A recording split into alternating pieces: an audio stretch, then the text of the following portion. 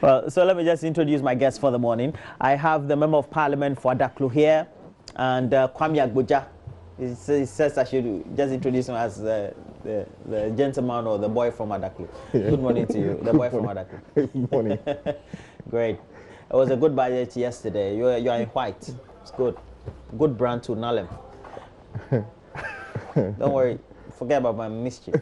And I have here with me, with the delivery unit of the Vice President of our Republic, or the Presidency. I have a technical economic advisor. And so Dr. Mutaka Lolo is here with me. Good morning to you. Good morning. How are you? I'm good, thank you. And thanks for joining us. We just want to give you some better perspectives per what the Finance Minister said just a day after. And then also just to mainstream the issues and the discussion so that we tend to also do the information dissemination appropriately. But in the meantime, I have to tell you my words by Alice Couture, based in Tema, and just in case you don't know.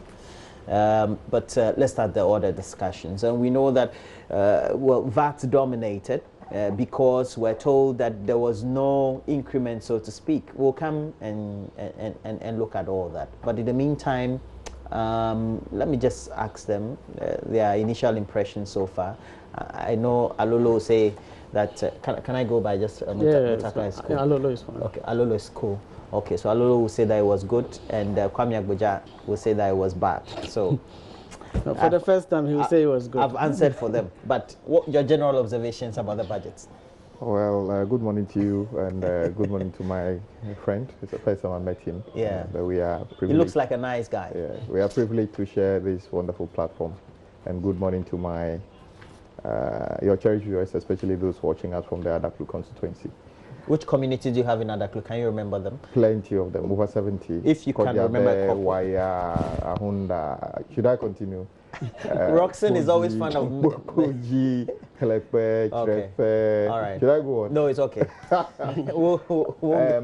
We don't have the time. Well, I think yesterday the Finance Minister performed the constitutional requirement to come to Parliament to tell us what's happened so far. We were briefed ahead of time. There were moves by government to increase taxes, as was reported by government mouthpieces in terms of what Gabi tweeted, what the NHI's boss said, what government newspapers said. And apparently it was discussed at Cabinet, and then there was a pushback based on what the minority did.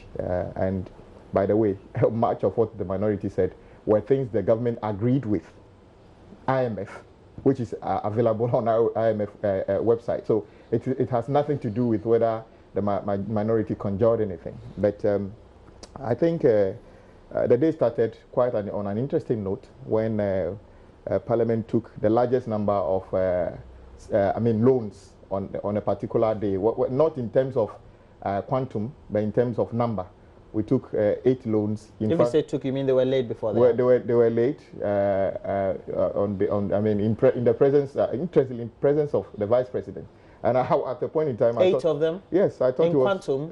Well, in quantum, less than $300 million. About over 200 million. Yes, yes. I thought he was going to say it's enough because I don't like loans, but he didn't say anything. He was smiling, and we laid. But you do know those loans are for specific projects. Well, they have always been for specific things, whether from. What do you mean by that?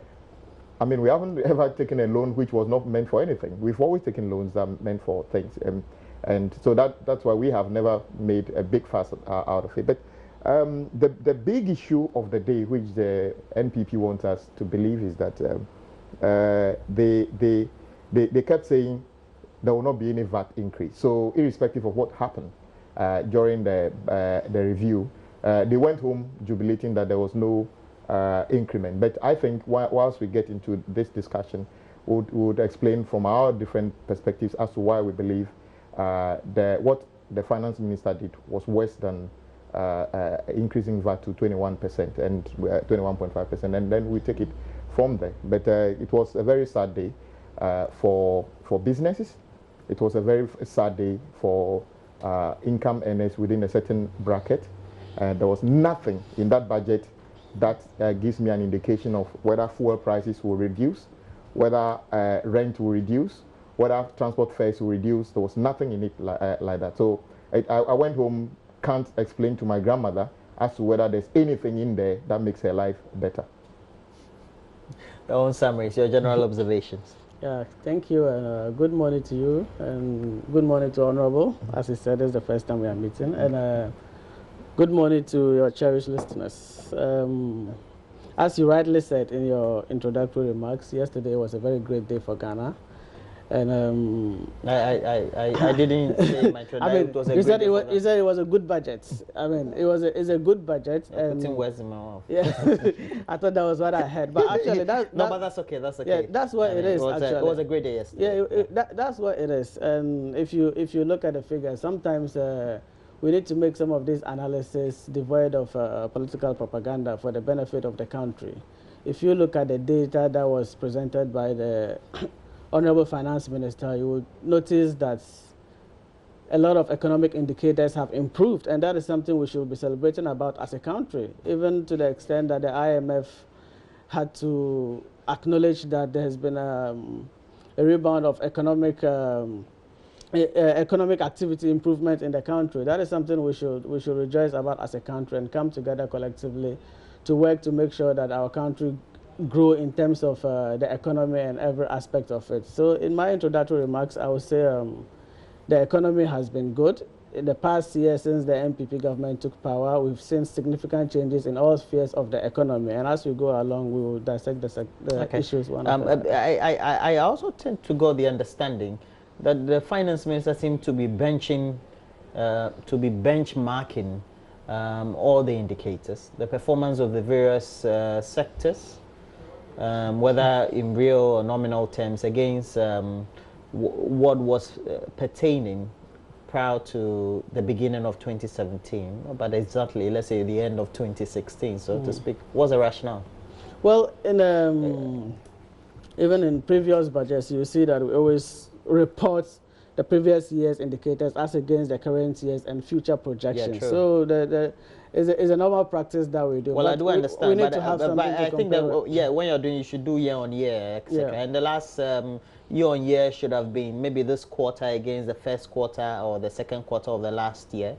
Yeah. And so if you are doing year on year, unless maybe perhaps now we do it over a 2-year cycle or a 5-year cycle, which of course is accepted. Yeah, it's not out of the norm. It is actually done. It's not out of the norm. It's done even in previous budgets. You see that sometimes they compare about 2 years, 3 years. Within a certain 5-year cycle. Yeah, 5-year cycle. And so even projects. No, it's not for political purpose. But we need to know where we are coming from and where we are now and where we are going. And you need to present a clearer picture so everybody can see the direction in which we are going. If we did very bad in 2016 and we are doing worse now, we have to be able to tell. If we did very good and we are doing better now, we need to be able to tell the story. So if you see, there was even a comparison between 2017 and 2018, first quarter of 2018. Yeah, so. Okay. If you look at the figures from 2017, the figures have been very good as far as meeting the macroeconomic targets vis-a-vis inflation, the forex rate performance of the Ghana cedi against the US dollar and the other major international currencies, and on, debt to GDP ratios, etc. And the rationale is that we want to do those comparisons to make sure that we're in some good state of mind. Now, those are the end of the spectrum. Those who do the imports, in terms of the traders, who also come to do the retailing, and subsequently their pricing is passed on to the consumers, will say that the stability, even though has been witnessed and may be tremendous in terms of the rates, is still high from what it was at the beginning of 2017, for example, the performance of the cedi against the US dollar, no matter how you talk about the rate of depreciation. Yeah. You see, with the issue of the cedi depreciation and business people, the private sector and the economy, if you look at the kind of things that we have done, what we inherited was very bad. The economy was going, I actually don't know where it was heading to. It was very bad. First of all, you have to stabilize the economy, which is what we did. We had to make sure that we implement policies that will ensure stability of the economy before we grow. And even with that, we were able to grow significantly in 2018. at the point you have to stabilize the economy before you are able to grow. And from what we experienced last year and previous years, you see that last year was far better than previous years. Significantly, people are complaining about high rates of import duties, for instance. But what was actually happening was people were not paying the right duties at the port. And with the introduction of reforms at the port, we took out the discretionary measures that people used to. You come to the port, you import something, and somebody at the port will sit down and tell you. You mean the interface? The interface, yeah, the human interface. We had to take out the human interface. That led to the discretion. That led to the discretion in decision making. In decision making, exactly. Thereby, loss of revenue to the states. Loss of revenue to the states. So now people are paying the real amounts of duties that they have to pay.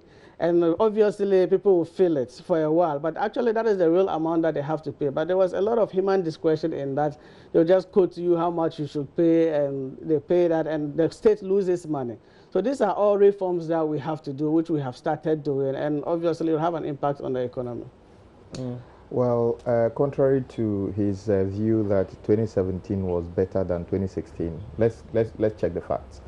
As of the time we went to the polls in 2017, the trajectory 2016, the trajectory of inflation from August, actually, yes, had been very good. If you look at the Bank of Ghana report, the monetary policy, I just been looking at it. Things were improving, inflation was coming down, yes. And many other things. The CD was stabilizing. It was even projected that the next year, and then that was carried on into 2017. However, you also notice that growth without oil in 2016 was better than growth without oil in 2017. Growth without oil in 2016 was over 5%.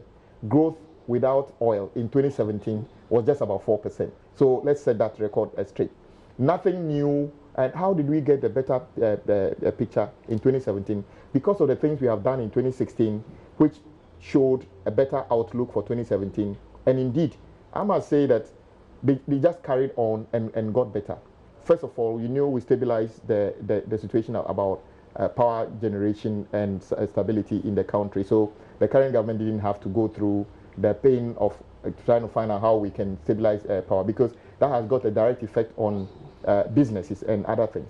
The second thing is that you will notice by 2017, the oil production, the investment in oil and gas production that we have put in over the years has brought in more revenue to the government in terms of the quantum of money it got. In fact, we have doubled oil production and all handed over to them. So I keep saying, and then the NPP needed to just get this clear. You haven't actually done anything in 2017 in real terms that you can tell us we did this, which actually is a result of that. The only thing you can say, which is a fact, is that they cut back on capital investment. So government didn't pay much of what they owe to contractors. In fact, in the road sector, they have actually suspended a lot of the projects. So, of course, you owe somebody and you decide, I'm not going to pay you. So your books look as if you don't owe anybody. In fact, road projects in my village like this, the contractor was told, don't work, because we don't want you to bring a certificate and it will appear in our books as if we owe you. So those are the things they did. Because the only real thing they did, that you and I can say, is they paid some money towards free SHS, they paid some money towards necessary training allowance, which we can discuss, because the distortion that has created also is the result. They have increased taxes through the back door. Okay. Actually coming, but Honorable Aguja, the point is that when you come and meet a certain situation, you have to go austere, and then you stabilize, you realign. And then you can have a very sound footing to move on. I believe that's what the basic economic that we all in the school teaches. You see, you go austere when you think government was spending on consumption. That is my view. When there will not be returns. Yes, when you come and meet expenditure on building of airports, schools, roads, and other things, this actually get back to give you some returns. Yeah, but your targets were way out of line. What is? I mean, let me tell you. The first thing government should have done in this budget was to tell us what I call efficiency saving. How they were going to save money doing this. I still believe that 110 ministers. In fact, 10 of the ministries are nuisance ministries. What is the use of Ministry of Evaluation when every entity has got evaluation unit? What is the use So of... your point is that we've rather racked up more expenditure overheads. Let me end. The alignment was so misaligned. If you take NHI, for instance, when you take 900 million Ghana cedi out of NHI's allocation through capping, give it back to the finance minister, and then you now direct them that instead of paying service providers, pharmacies, hospitals, they should use a chunk of the money to pay nurses training allowance. What sort of, productivity are you talking about? And then you go to Gov't, you take over 400 million out of their money and tell them to use the rest of the money to pay teacher training allowance.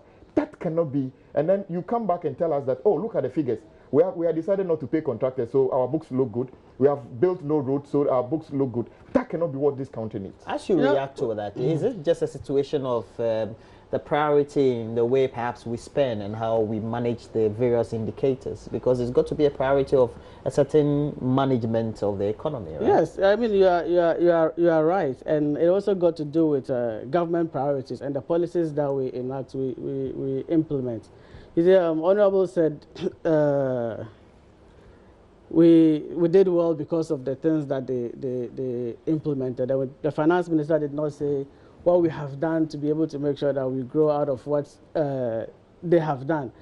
To put it in perspective, if you look at the figures, even for the past 8 years, year on year, most of the figures that we recorded in 2017, at the end of 2017, has performed very far better than what they did within 8 years.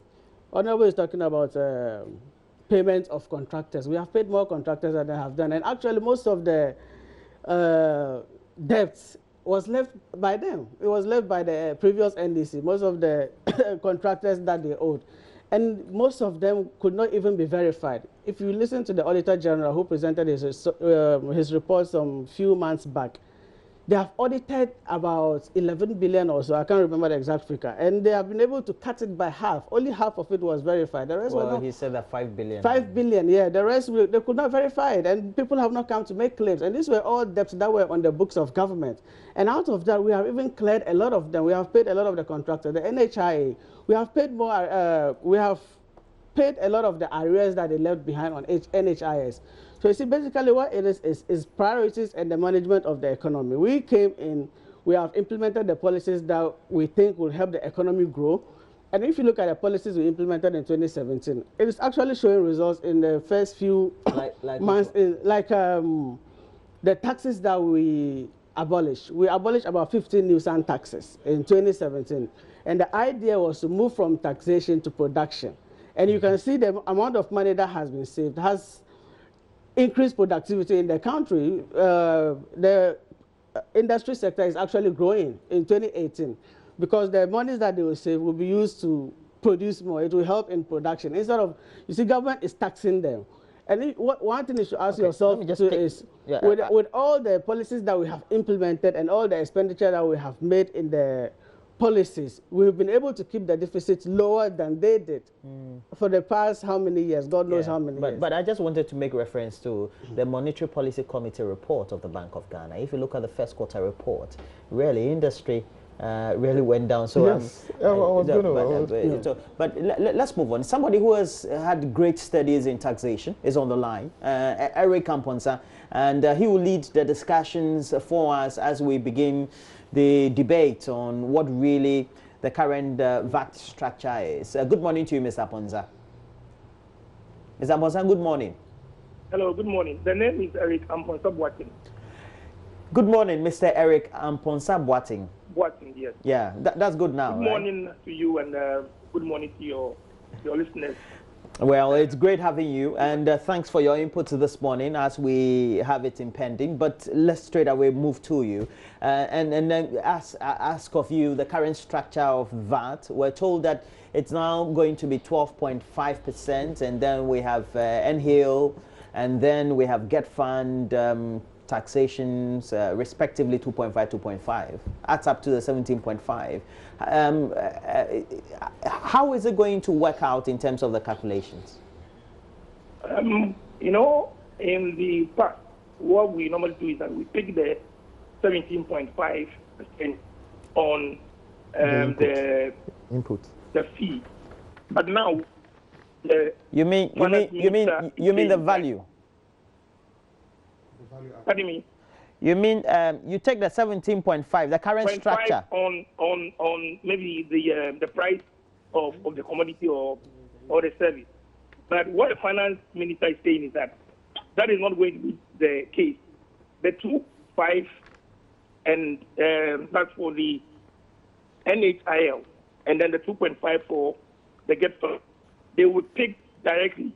So what it means is that the amount would it directly into the account, those two accounts directly, unlike the past where we pay the 17.5 into the fund, the consolidated fund, okay? And so I had issues with that because what was happening was that there were certain times that those money meant for example, the Gov't funds were used for other things. And so what the minister seeks to do is to ensure that those monies are paid directly into those accounts. So it means that government wouldn't have even the opportunity to use the money for any other purpose apart from what it's actually set out to do. But my issue is that definitely,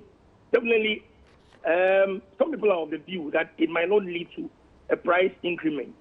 I don't expect prices to increase because there has not been any increment in the VAT. And so I don't expect those who sell to actually add on their the or increase even the prices of their goods or services because there has not been any VAT increment.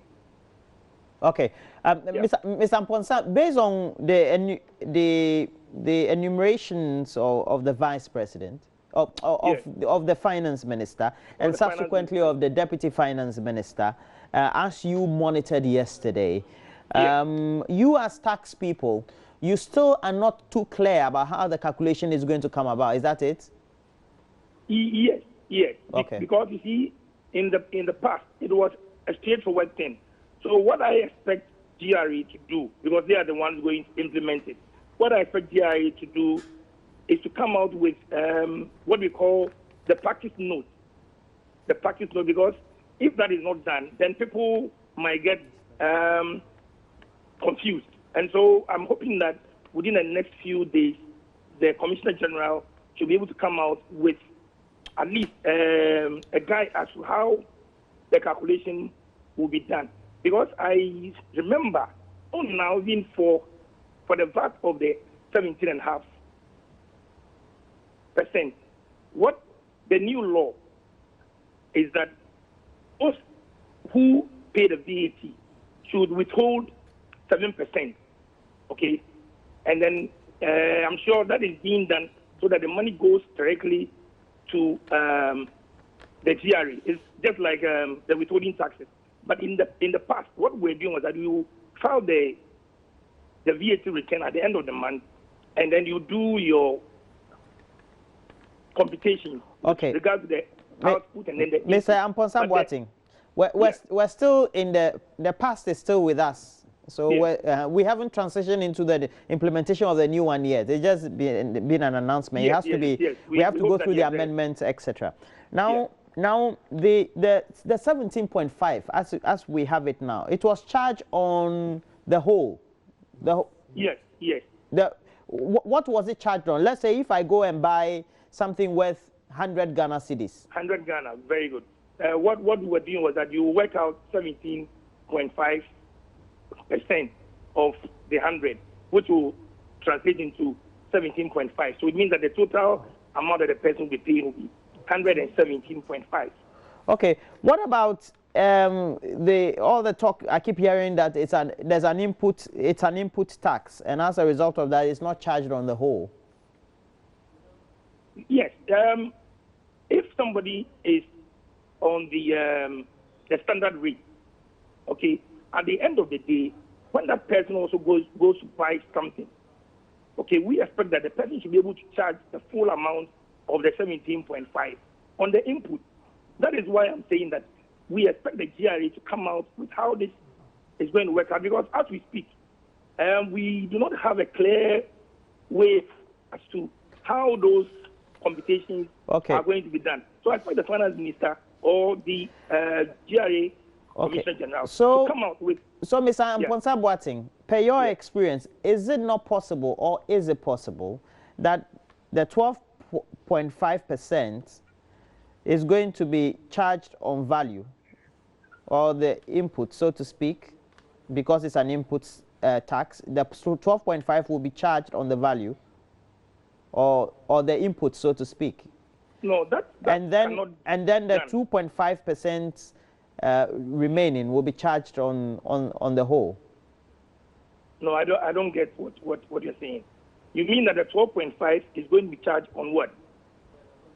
The 12.5% is going to be charged on the value of the inputs, as far as we're concerned, for the pricing structure of a certain product, or that is how it goes for the current rate, right? Yeah. It's for the input of 17.5%. Yes, the input 17.5%. Okay. So now the current 12.5 will then apply. Yes. As it is today. What happens then is that those who file the VAT returns are going to lose out on the input that they have to claim. Currently. Instead of claiming the full 17.5, then what it means that they are going to claim only 12.5. And so the difference, where does it go? Because if I am a retailer or great. Yes. Mr. Amponsa, Mr. Amponsa, stop there. So if, let's say, I'm somebody who I produce and I retail, is it not possible that because I'm now going to experience a loss of some 5%, I'm likely going to transfer that into the pricing? Exactly. And so the consumer is likely going to be paying something that I would have gone to claim previously on a certain tax structure. Yes. You see, that is... So the consumer will be paying more. Is that not possible? You see, if you look at the VAT now, I mean, what the finance minister is proposing, what is actually happening is that the VAT, the rate has not been increased. However, because producers or those who were filing previously, they know or they knew that they were taking an input of 17.5%. And now with this new law that is probably coming into force soon, they know that now they are going to lose 5%. Okay? So what they will be doing is to shift the 5% onto the price of the commodity, and that is what will lead to increases in the price of goods and the services so the market. But you see, those who have good accountant and tax expert like you would advise those producers or retailers to make sure that they transfer that cost or what they would have previously been getting by 5%, which is now absent in the new regime, onto the pricing, and so the consumer will pay more. No, I wouldn't advise that. I wouldn't advise that. but some others will do that. That is what is likely to happen, because it is something that they were enjoying in the past, and now because of this new law, they know clearly that I'm going to lose out, and so they're going to push it onto the price of the good. Because if you let's say in the past, you always do the filing, and then your input is more than your output.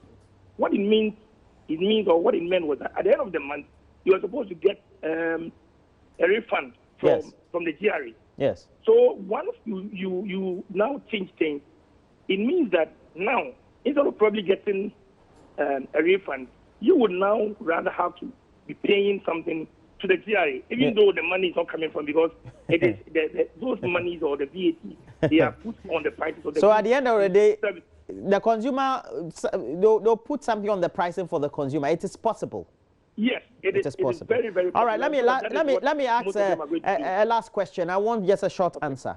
If the mindset, so to speak, as we interpret the intentions of government, is that we want those is it statutory payments or those transfers to be going directly into those kitties, 2.5 NHIL, 2.5 Get Fund. The current law also gives that discretion to the finance minister to do that, even if it's paid into the consolidated fund. So it doesn't have to take a genius to be able to do that. It just means that there should be the willingness to do that. Is that not possible? So you don't need this to give us that impression that, right? Yes, that is the case. That is the case, because what is going to happen is that once those monies are paid directly into those accounts, for me, there should be a law to restrain the finance minister from using those monies for any other purpose apart from what has been put in the law. Because if you're saying that now it should be a direct tax and which will be paid into a fund, then we expect that they should be able to move those funds.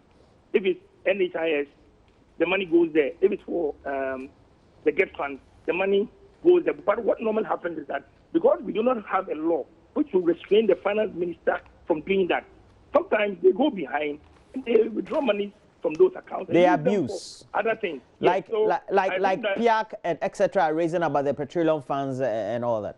Yes, we do understand. Yes, all right. Thank you very much. Eric Amponsa Boateng is somebody who has great knowledge and has studied taxation very well. So we decided to invite him. We tagged him as tax expert. Well, everybody, as for media, we like tagging people rough. So you're also an expert in your own right. So, but what's the interpretation you take from what he said? Yes, I think from what he said, what we have to do as a country is let's wait for the details to come out from GRA. We don't have to speculate as we did with the issue of increasing VAT to 21%, and it was all over the country that we are increasing VAT to 21%.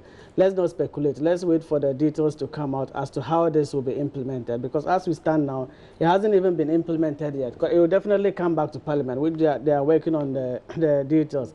But we don't expect prices of goods to increase because of this. We need to have a dedicated, the money should be sent directly to what it is meant for, the NHIL and the Gov't fund. That's the intention, because as the implementation of the free SHS progresses, we need to develop the infrastructure in the education sector, which is one of the reasons why Gov't fund is there for, and we need to have that dedicated source for them to be able to develop. And the NHIL, as well as the population increases, the numbers that enroll on it keep increasing. And they need funds to be able to run it effectively. Those are the reasons why this has been dedicated, and it to stand alone as a levy.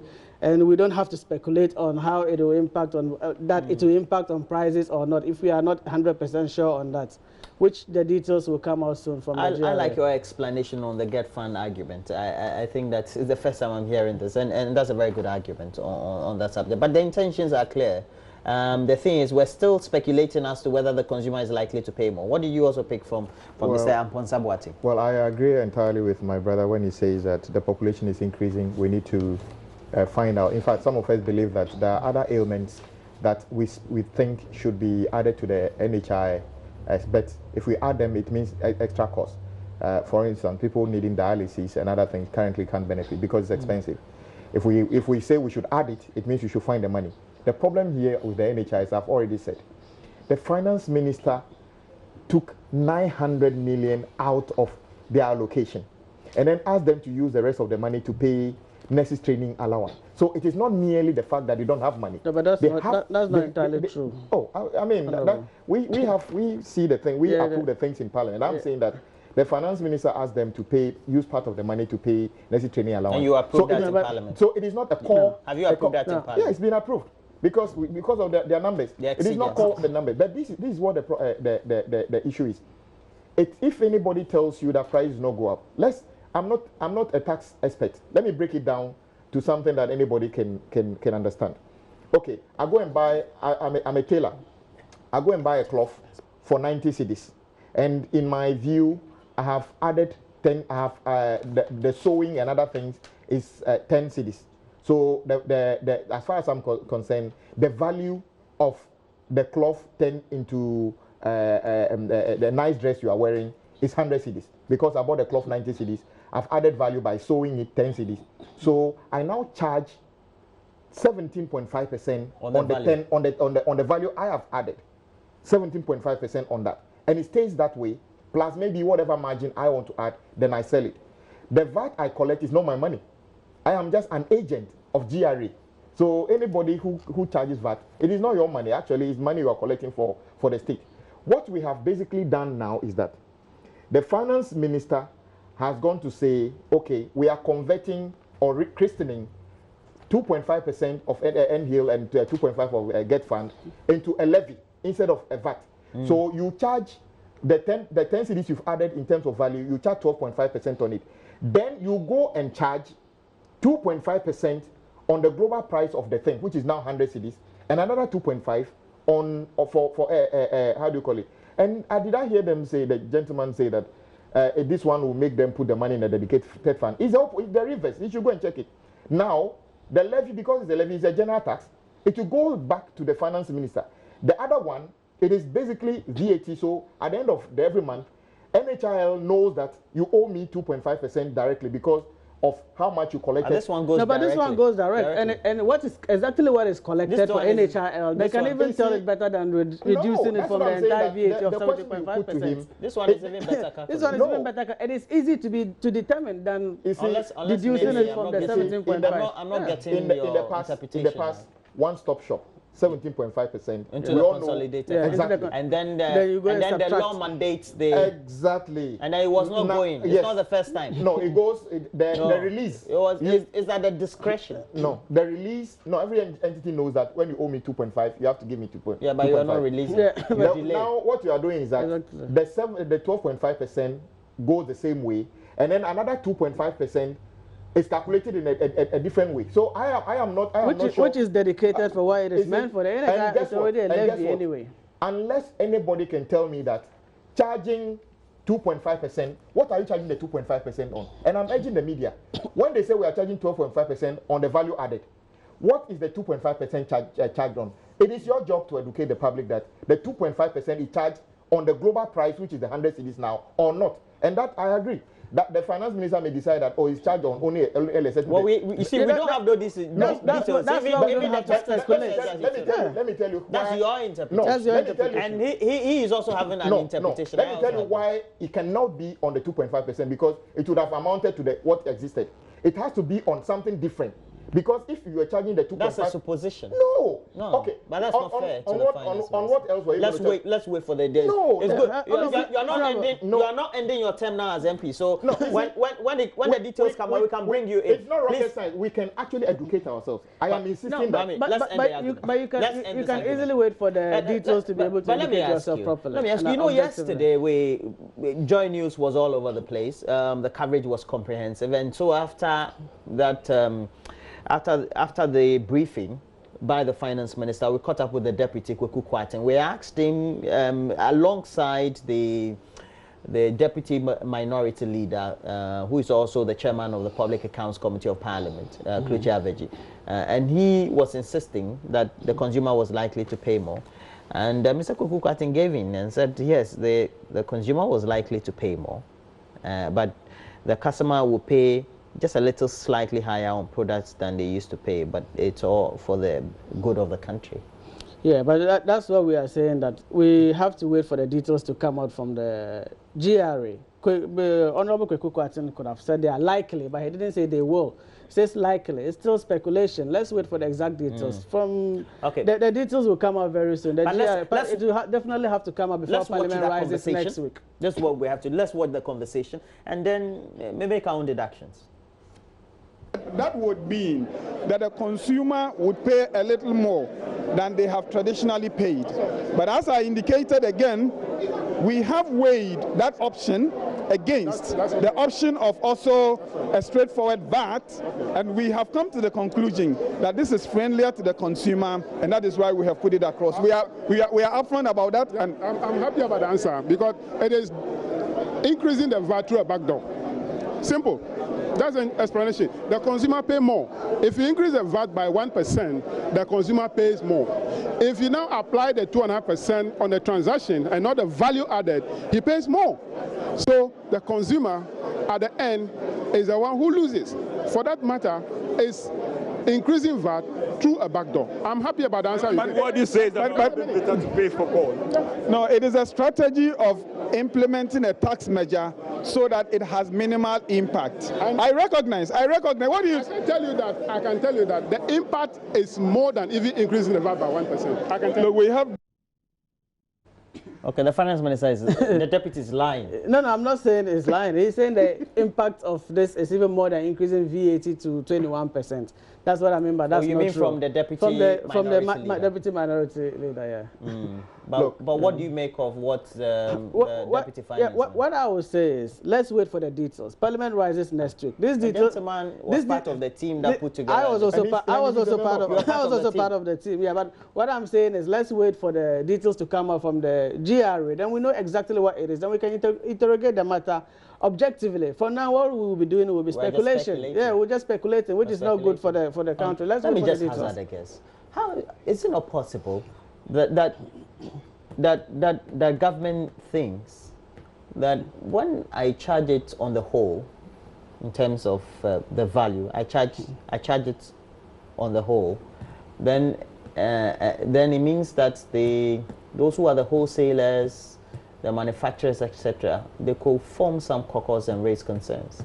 They could form they could mass up, so to speak, and raise some concerns. By consumers, we can just disabuse their mind on whatever interpretation or misinterpretation they may have. It's possible, but the good thing about the MPP government is they don't just get up and implement policies without consultation. Before any policy will be implemented, there would have been wider consultation. And so can you tell us these people have been consulted. That various interest groups were engaged? Yeah, various interest groups were engaged, and they will continue to be engaged. That's a vague statement. I don't want to give specifics, but I know various interest groups were engaged, and they will continue to be engaged, as we have seen. If you interact with industry, they will tell you the level of engagement that they've had with government. Anytime there are concerns, we sit down on the table with them and come up with an amicable solution, which they are so impressed about because they never used to see that in previous governments. But the good thing is that the consumer in Adaklu will not be feeling a pinch as to having some price increases very soon. I don't know where you get this wrong idea from. And you keep saying that we should wait for the finance minister. He said it. I mean, this is not rocket science. I have a situation currently where I'm a tailor. I buy my cloth for 90 cedis. By the time I sew it, like the beautiful shirt you're wearing, I add 10 cedis to it. The government by law takes 17.5% on the 10 CD value I've added, flat. Whatever they do with it, we can discuss on another day. Now, the government says, you buy your cloth, not that they've reduced the price of the cloth, you buy your cloth at 90 cedis again, you've added your 10 CD value, but you charge only 12.5% as VAT. Then, you go and charge. What if you are charging the extra 12? No, we are repeating the same speculation. On the same 10. Do you know why? Then it will that will be the most useless way of wasting. Let me tell you, you are repeating the same speculation. It would be the worst way of wasting everybody's time. If you were just going to charge 2.5% and everything will then let the status quo remain. Yeah, 17.5%. Then what the reason this cannot be charged on the 10% is simply because you wanted to charge it, and Honorable the Deputy Minority Leader said it's going to be charged on the global cost, which is the 100 cedis now. So, in actual fact, you are going to get more money. So, it is even worse than increasing VAT to 21%. No, and guess what? That's not true. Anybody who is telling you, and I must commend the Deputy Finance Minister for, he didn't say categorically, but he said prices may go up. What on earth would be the reason for government to do this if it wasn't going to earn the government any money? Government will only do two things about taxes. Either they want to take political advantage and say that we have reduced taxes, or they will increase taxes to generate more revenue. There's always going to be increases in prices, and there's no need for anybody to wait. But for me, I've always said, if you want to remove nuisance taxes and institute 10 new nuisance ministries, the cost of running those nuisance ministries could have saved this country. NHIS would have been better off if the finance minister released decap them and and give them their 900 million Ghana cedi. But even with the capping, the arrears of NHIS yes, have been even cleared than you did. All the arrears you left behind. Simply because what the capping means is it doesn't mean that when it is capped, it stops there. Because the finance minister had the discretion to allocate more funds to them, which is what has been done. No, because you are taking more revenue. Honorable. Because you are taking more revenue. Because when you consider it, I've already given the background. Yes, as of the end of 2016, you said Ghana's debt was 122 billion.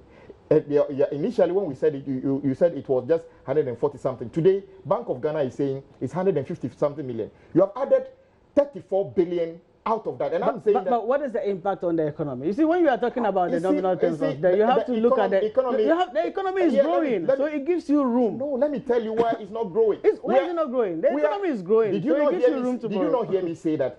In 2016, growth without oil, and I think that Ghanaians must get this oil business is a waste of everybody's time. We don't get enough money. But the economy is growing. The growth that we achieved in 2016, even under those conditions, was higher than the growth we achieved in 2017, because the 2017 growth was just 4.7% without oil. So in effect, you have decided to do a different way of calculating our things. So on paper, GDP has grown. We haven't done any different way of calculating anything. Fact, it's the same way of calculating. The way you calculate things have changed. No, nothing has changed. Nothing has changed. The bottom line is that what does that have in terms of effect on you and I?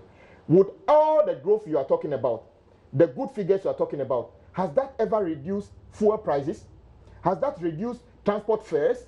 Does that reduce rent? No. So what is the essence of touting growing economic figures when in effect it impoverishes people? That's okay. Fuel prices depends on a lot of factors than Dr. Lolo. Yesterday we went to Abosoyokan. And even after the event, we still had some media houses, and including ours, also interacting with the end users of the product, those who do the retailing, and interact with certain agencies like the port, etc., and use a lot of forex and all that. And they are saying that in those aspects of the retail sector, and also the way they encounter interactions with the economy, they are not better off. Because the stability of the cedi remains a key issue in the way we do trade and commerce. Which is doing quite far better than it has done in you are talking about the rate of depreciation. The rate of depreciation, yes. I'm talking about the rate of depreciation. And like I said earlier... But that's not a good argument, is it? That's not entirely a good argument. Because we have to stabilize it, which is what we are doing. Because if you stabilize, then somebody at Abosoyokan... 2017, the cedi has been relatively stable as compared to previous years. And 2018 which is true?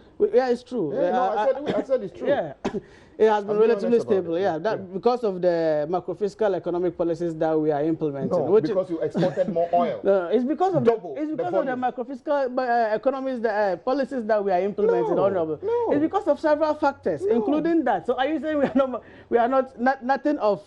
of the policies that we are implementing has an impact on the economy? Because I told you just had more money. We have mentioned so many things. We have done so many things. What I told you earlier on that last year, we abolished about 15 nuisance taxes, and the idea was to enhance production. Even with the abolishment of those taxes, we were able to do more than you have done previously, because we've been able to find innovative ways of managing the economy. That is what we are doing. 17.5% VAT on domestic airlines, and then the prices are now higher. On even the borrowing that you are talking about, most of the borrowing that we do is for liability management. Only a small percentage of it goes into capex, because of the level of interest and other stuff that we are paying on our liability. We've been able to extend our tenors in the liabilities but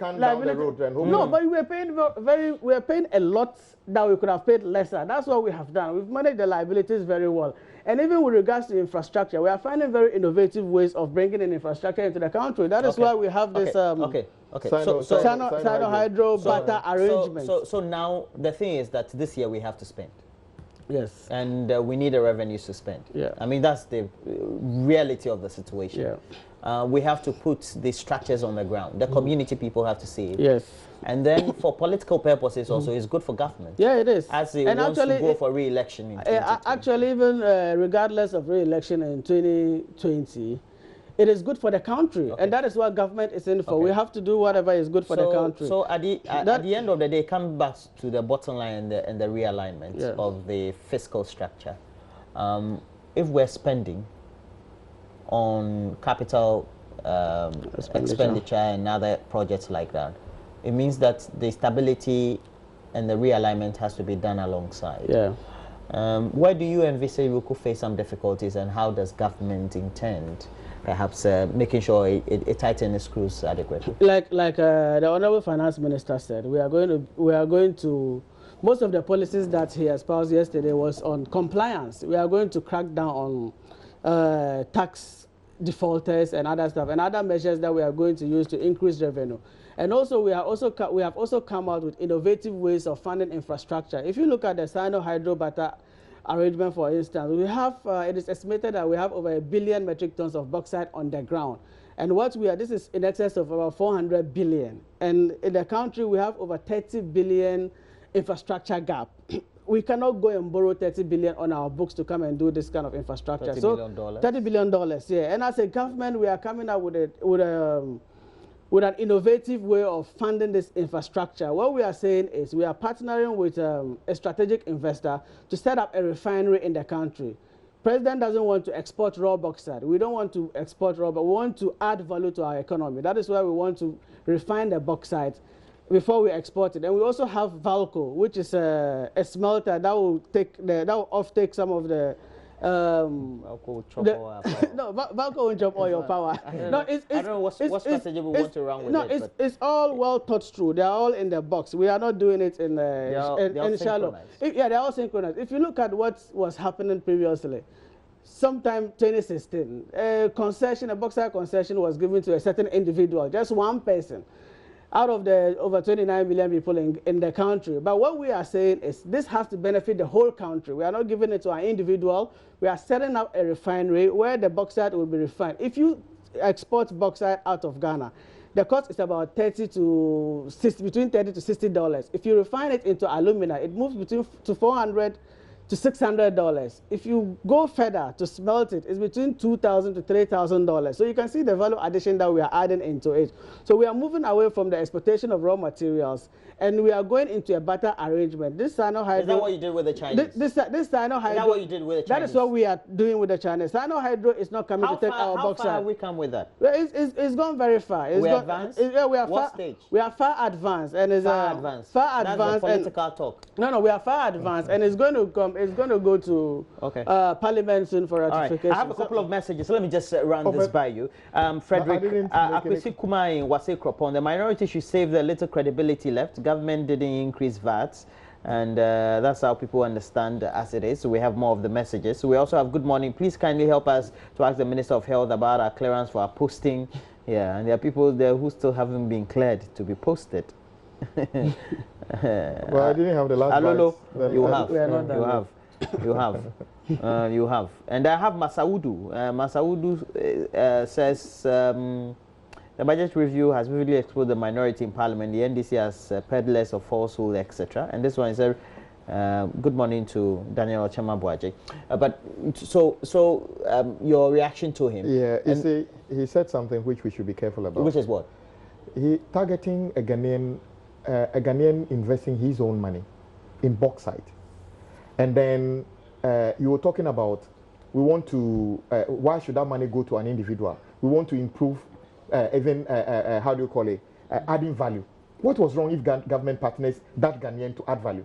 Now, are you happier taking that from a Ghanaian and giving it to a Chinese? We are not giving anything to a Chinese. This is going to be managed by Ghanaians. There is an SPV that is going to set up the refinery. But you were boasting by saying why should that go to a Ghanaian to an individual instead of the nation. This is coming to the country. Is that person not paying taxes? This is coming to the country. Is that person not paying taxes? This is coming to the country, and it's in exchange of that. Look at the kind of infrastructure we are going to get from that. I don't know you to be a heckler. The issue about the question you put to him, the sum total of this is that we say you can make significant efficiency savings, reduce the size of government. The 110... One. Yes, 1 point. Yes, it consumes money. 2, the alignment you do with your money, it doesn't make sense if you give money to NHIS to pay service providers so that we all be safe. And you take 900 million out of that and ask them to use a portion to pay necessary training allowance. You are not actually doing anything about health because that's not the core thing they are supposed to do. So all the other things you do in terms of asking Ghanaians to pay more to NHIS, I will buy into your initial argument that the population is increasing. Some people want us to add more ailment to the list of things NHIS can do. That is a very fair argument to be made as to why we need to increase it. At the moment, you haven't shown any sign of deriving any efficiency out of the monies you've taken from us. So there shouldn't be any tax increase. You heard somebody say that. But nonetheless, we still need more funding for the NHIS. No, do you know why we don't? Do you know why we don't need one? Oh no, do you know how much? Do you know how much arrears we left behind in 2016? I remember back in 2016, we had a utilization of 29 million. Utilization of 29 million. And the argument from the managers of the National Health Insurance Scheme at the time were that they needed more funding. Yes. And there were considerations even from the John Mahama-led administration era. You were not getting it. What I'm saying do you know how much arrears you left behind? If you apply the same argument to your... What I'm saying is that this 900 million and then the payment to NHI, to necessary training, tell us that this can plug this hole. Then we are left with this amount of money. How do we pay for it? That is the argument we are making. But if you close your eye and pretend that taking away 900 million is nothing, paying necessary training allowance is nothing, so we should just pay more. That is what I'm saying, that there's no justification. If they have actually paid the 900 million to service providers, from where should we pay the nurses? The nurses. They have to be paid. But that is a government policy. That is government priority. Please tell Mr. Agboja and his colleagues to give us public space, and that that they made noise in the public space of increased VATs which failed to materialize. Ghanaians are wise and can see through that Akufo-Addo 18 months governance is far better than 8 years of yesterday's administration. The budget review yesterday was fantastic, and Ghana is on, and that's Nana Ansao Before from the United Kingdom. He says I should say hi to you. That's my friend. You know him? Yeah. Oh, great. I was in the UK with him. Oh, great. Nana Ansao Before. Your UK colleague is here in Ghana. And but there's this whole aspect about taxing. We're told those who earn in excess of is it 10,000 Ghana cedis? Yeah. What's the rationale? Well, it's like we said, we are implementing a progressive tax, and we need, like we said, we need more revenue in the country to be able to implement the excellent economic policies that we are implementing. And so what we are trying to do is implement an additional band onto the existing band. So those who earn in excess of 10,000. A month or per year? Per what? No, a month. Those who earn in excess of 10,000 on each earning. On each a month, not on each monthly earning. But how it is computed is it's not like 35% is going to be. The PAYE is going to be 35% of the 10,000. There's 25%. So yeah. So the extra on the extra on the 10,000, that is what is going to attract the 35%. The extra above the 10,000. Yeah. So this is more. That is what is going to attract. Is it 35% or 10%? 35%. So that is okay. So the effective tax rate may even be lesser, far lesser than to 10,000 is going to attract 25%. Yeah. And then in excess of from 10,000 and above, that value is going to attract 35%. 35%. Yeah. That is with all due respect, that is wrong. The way it works is this. No, that's what he said. Yes, it was part of the team. You are not part of the team. That's the good thing. No. Tax policy. Look, I've lived in UK. This is common in this UK. Listen.